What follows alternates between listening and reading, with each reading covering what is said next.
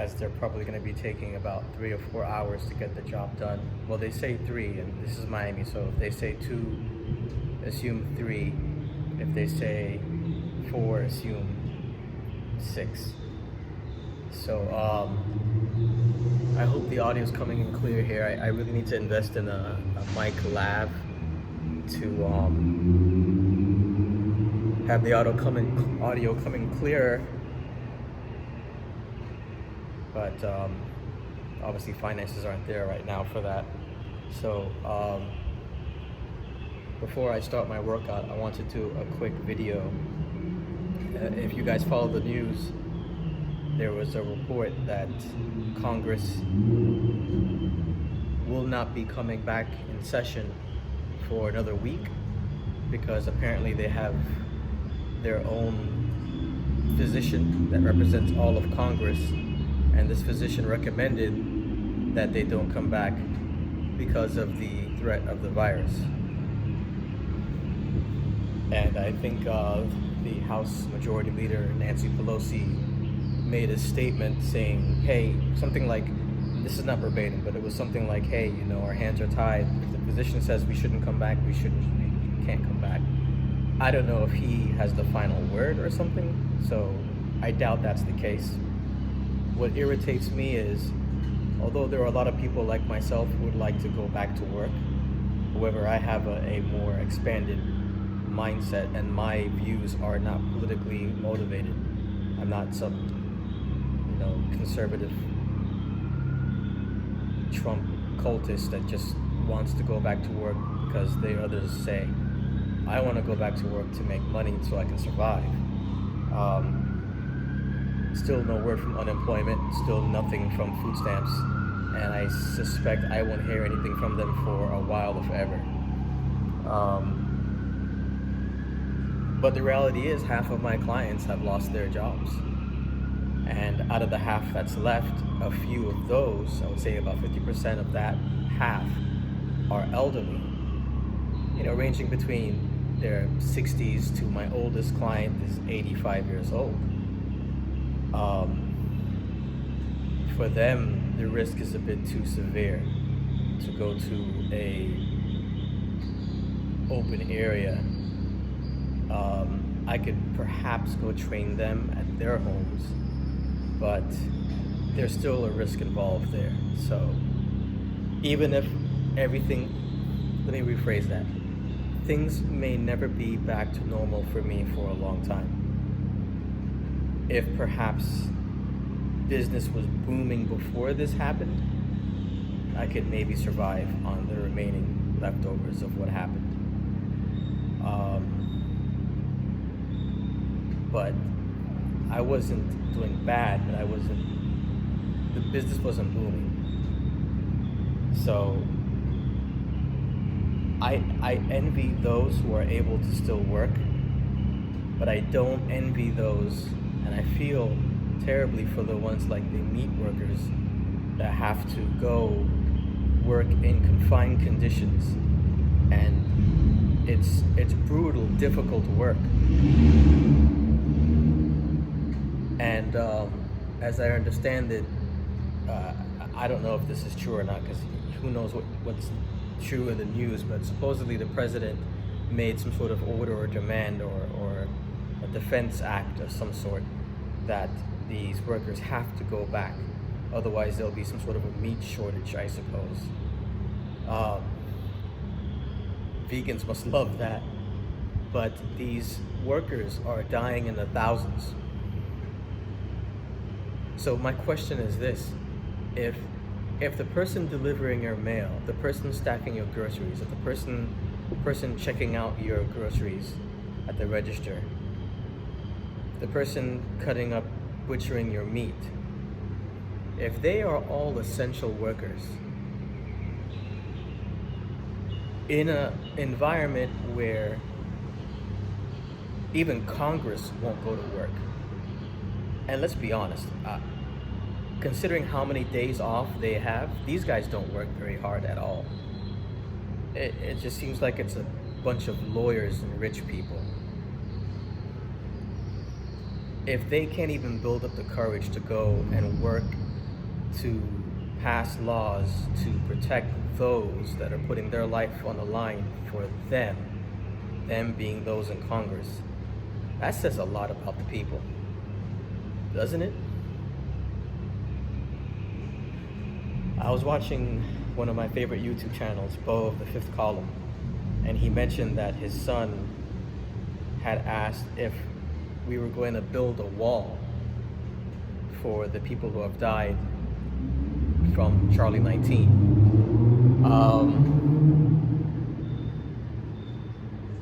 A wall similar to the wall that was built in Vietnam. That's a deep thinking child. But considering his dad, it's not surprising. One of my favorite channels.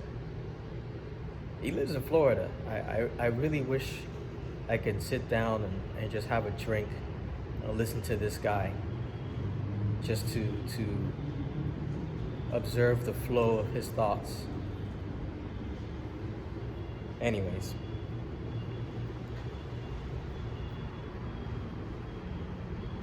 I don't know if there's going to be a second wave of this virus. I brought this topic up a long time ago, actually, back in March, because I've heard again and again that there's no real evidence that having the virus makes you immune, completely immune from getting it again. Probably demonetize myself by saying the V word, but whatever. Not like I have that many followers, if any. A vaccine's in the works. Supposedly Oxford University is, they have some positive results using the vaccine with monkeys. And they estimate, their best estimate is we may have a vaccine by September, but Dr. Fauci said that best estimates would be a year, and he said that in January, so I don't know if the vaccine's gonna come in time for the second wave that they say. And something else I found interesting, a little scary, is that there's some evidence that shows that the more you're exposed to the virus, so let's say you come across someone, let's say you have a fairly strong immune system, and that's not the right way of saying it, because yes, it is. If you have a weakened immune system, obviously that's going to be a problem. But one of the reasons why people have been dying from Charlie 19, is not necessarily the virus itself. Of course, the virus is the catalyst, but it's the way their immune system is responding to the virus. A lot of people think of their immune system as this sort of intelligent army within themselves that knows exactly who to attack, when to attack, and how much to attack. And it's not so perfected, if that's the right phrase. People with autoimmune disorders, one of the main reasons for their condition is that their own immune system is attacking their body. Their own immune system is attacking healthy cells. So one of the drugs that the president was pushing, hydrochloroquine, that's how it's properly pronounced, apologies. There are a lot of people out there, people with lupus and other autoimmune disorders, that need this drug. So I feel bad for those people, as states have been stockpiling this drug that the president keeps pushing, despite the lack of evidence that it's really helpful against Charlie 19. Resvetimir? Again, I'm butchering another name. It's another drug that's been showing promising results. I think it's an anti-malaria drug. But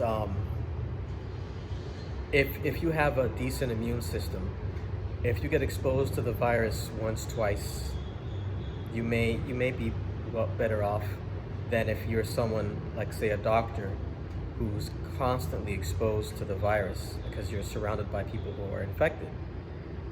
And there's some evidence to show that the more you're exposed, the greater the risk, or the worse off your condition will be. Now, again, I'm not an infectious expert in any way. I'm not a doctor, but I'm just stating the things that I've heard.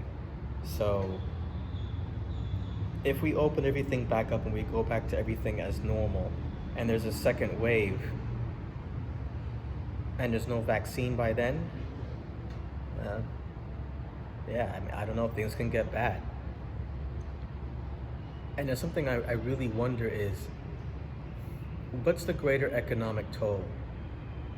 If we had shut everything down, I think I said in my last video, or previous video before the last video, if we shut everything down and batten down in place for 2-3 months, waiting for the C19 to make its way, and I can't really say the word go, it doesn't really disappear. The president keeps using that phrase, but this just makes sense. Or if we just continued with life as normal and just dealt with the losses, which would have been a greater economic impact, I wonder. But again, this wouldn't be a question that we would have to ask, or I should have to ask, if the politicians have done what they should have done from the beginning. They should have put out enough funds to help out the people, not just and not solely or not mainly focused on big business. Yes, some of us got our stimulus checks, but $1,200 over a period of 5 weeks, 6 weeks, just doesn't cut it. It just doesn't cut it. I mean, I suppose if your place of residence is paid off, you don't have really many bills. But for most people, there's a mortgage, there's a rent, there's bills, there's food. And the loans from the Small Business Association, I referenced the small part of that, Small Business Association. It turns out a lot of those loans went to big businesses because the politicians didn't think ahead and let the banks distribute these funds and incentivize these banks to distribute the funds to the larger companies, the companies with a greater capital than the smaller businesses. Single, self-employed, 2-3 employees, those kind of businesses, which politicians always say is the backbone of our economy. Seems like it's just shallow rhetoric. And the SBA did pull my credit last week. I thought that would be a good sign, but I've heard and I've gotten nothing. So, yeah, if the politicians have acted in the beginning and sent out the funds to those who really needed it, not to imply that World Caribbean and these other companies don't need it, but the bottom line is, these industries, if you give them all this money, it's like the scorpion and the fox. That parable where the scorpion and the fox were on one side of an embankment trying to cross a river. I think there was a fire or a flood or something that was compelling them to cross the river. And the scorpion turned to the fox and said, "If you let me ride on your back as you cross the river, or can you let me ride on your back as you cross the river?" And the fox thought about it and said, "Well, if I do that, you might sting me." And the scorpion responded, "Well, why would I do that? If I sting you, then we're both going to drown." So the fox thought about it and decided, okay. The scorpion went on the fox's back. They started crossing the river. All seemed fine, and about halfway through, the fox felt the sting. Then he looked back at the scorpion and said, "Why would you do that? Now we're both going to drown." And the scorpion responded, "I'm sorry. It's in my nature." Now that was an extreme example, and any fellow trekkers out there will know, Trekkies, whatever it is, know where that's from. But businesses are designed for one purpose: to grow and make profit. So if you give banks the power to distribute funds, they're going to distribute funds in a way that benefits them, unless you order them otherwise.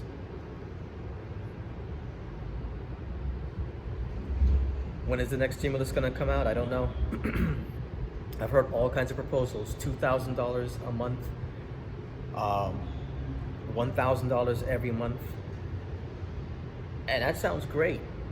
It does.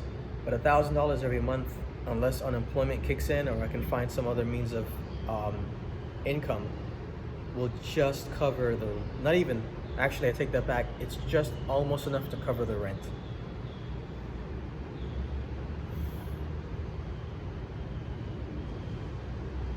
I don't know.